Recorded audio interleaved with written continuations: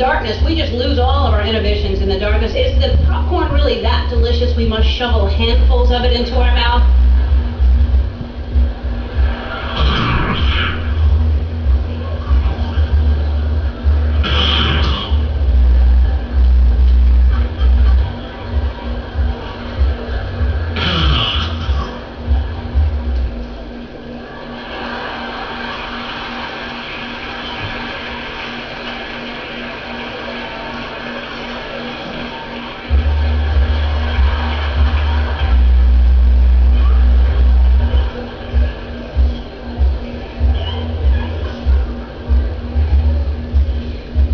Then you have these people in the movie theater that talk the whole time during the movie.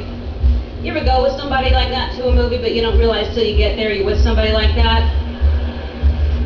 Brand new movie, first day it's open, you're there together, and the entire time they're sitting there. Where's she going? Why did he do that? Is he mad at her? I don't know. Let's watch and find out together, shall we? You know who you are. You're denying it right now. I do not do that. Why is she saying that? What's she going to say next?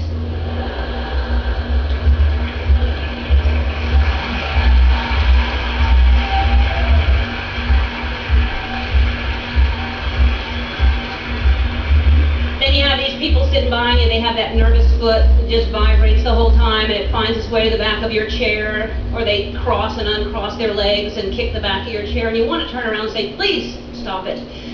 But you don't. This is how we try to get that point across.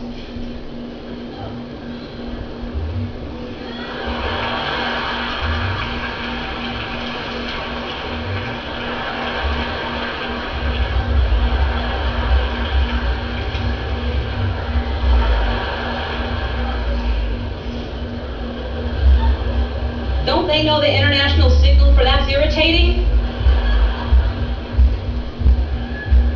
Or you have these people, if you have the rocking chair seats, they need to use your seat back as leverage to get up out of their seat behind you. You just go flying back for a second there.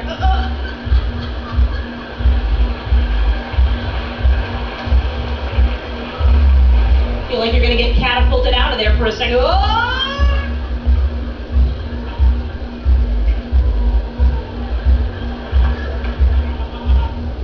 No acknowledgement, no I'm sorry, no nothing. They're just walking away with chunks of your weave in their hand.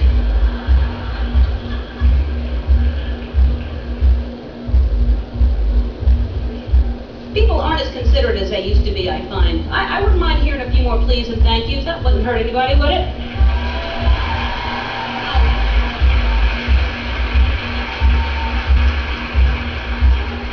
You ever hold the door open for somebody and they just waltz right through there?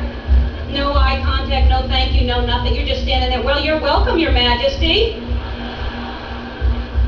Sorry I didn't sprinkle rose petals for you.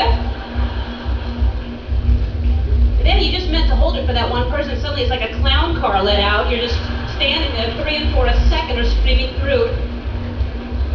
Nobody will take it from you. You ever been running for an elevator and there's somebody in there and they see you running and they just stand there and just...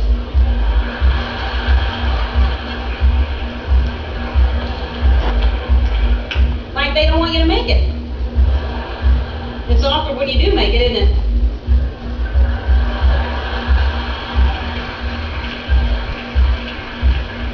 You didn't think I'd make it, did you? Well, I did. If somebody's running for the elevator, I'm going to try to hold the door. I'm going to stick my arm out until it's too risky. I'm not going to do it when it's risky, but... and then sometimes if it's an elevator you haven't been in, you can't find the panel of the hieroglyphics of arrows of which one to push. But I'm going to let them know as the doors are closing. I did all I could!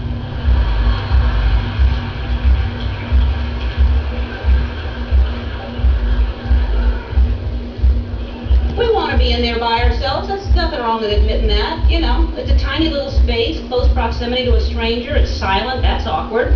I always try to break that silence by saying something, you know. First day of parole.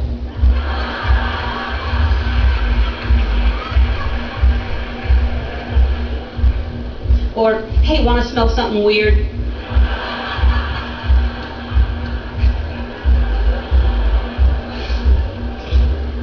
What's funny to me is you won't say that, but you'll think about it when you're in there with somebody, and then you'll laugh, and then they'll wonder why you're laughing. The elevator is a convenience and a mode of transportation I'm all for. Takes you up high, fast, fantastic. But there are certain modes of transportation that come along with that moving sidewalk in the airport. You know, I can see if you get in the airport and get on the thing that takes you right to the gate, then that's convenient, you know? But it's not, it's just in the middle of nowhere, one little section of the airport. Like a little ride in the middle of nowhere. What's that serving? What's that? I mean, it's fun because it's moving. So if you're moving while you're like the bionic woman. You're flying past people on the ground. The hard thing is adjusting to walking again once you get off. Trying to find your pace. What about those people who get on there and then they just stand on there? What's that about?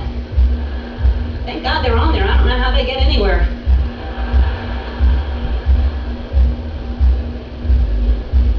You think with all these things that are speeding things up for us and moving us along, that we'd get places early or at least on time, you still have those people that are late all the time.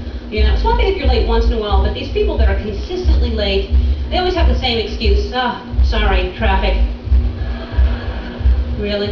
How you think I got here? Helicoptered in? I allow for it. Then they get all defensive. Sorry. And when they say it like that, they don't mean it. Not when it goes up in the middle like that. Sorry. That's not sorry. That's like those people who say something, you know, like insulting, and then they end it with just kidding, like that erases it somehow. Hey, did you get a haircut? Hope you didn't pay for that thing. I'm just kidding. Well, then you don't know how to kid properly.